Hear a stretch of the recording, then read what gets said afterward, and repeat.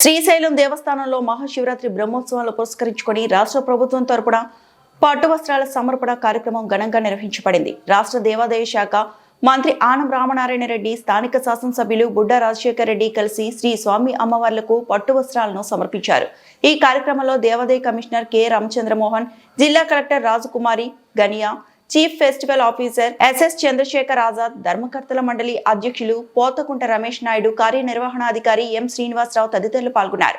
ముందుగా ఆలయ రాజగోపురం వద్ద వస్త్ర సమర్పణ, సంకల్పం, పూజా కార్యక్రమాలు నిర్వహించారు. అనంతరం మంత్రి, శాసనసభ్యులు మేళతాళాల మధ్య ఆలయంలో ప్రవేశించి ప్రదక్షిణం చేసి స్వామి అమ్మవార్లకు పట్టు వస్త్రాలను సమర్పించారు.